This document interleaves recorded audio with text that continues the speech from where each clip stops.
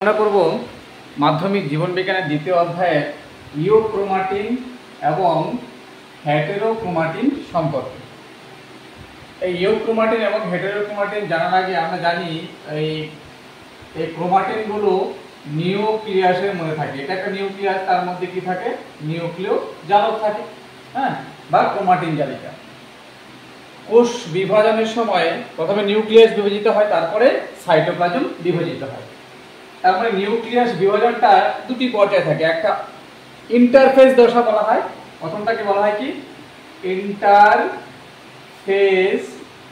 দশা বা অবিভাজন দশা, আর একটা হলো বিভাজন দশা। বিভাজন দশা, বুঝতে পেরেছি? এবার এইখানে যে নিউক্লিয় জালিকা বা ক্রোমাটিন জালিকাটা আছে, ক্ষারীয় রঞ্জকে রঞ্জিত করলে স্থির নিউক্লিয়াসে বা ইন্টারফেজ দশায় বা অবিভাজন দশায় যে অংশটা হালকা রং ধারণ করবে, হ্যাঁ, এবং প্রসারিত অবস্থায় থাকবে, হালকা রং হবে এবং প্রসারিত অবস্থায় থাকবে, তাকে বলা হয় ইওক্রোমাটিন।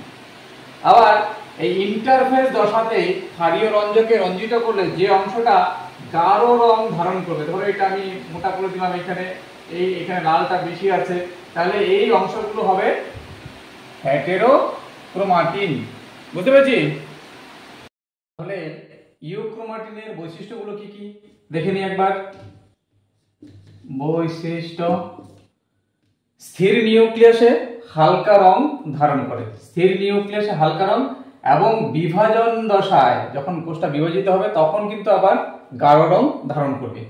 এবং নাম্বার 2, বেশিরভাগ ডিএনএ এই অংশে, ইওক্রোমাটিন অংশে কিন্তু থাকে, এবং এই ডিএনএটা কি থাকবে?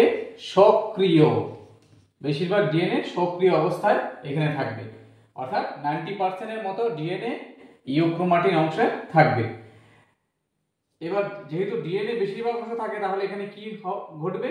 ক্রসিং ওভার ঘটবে, ঠিক আছে?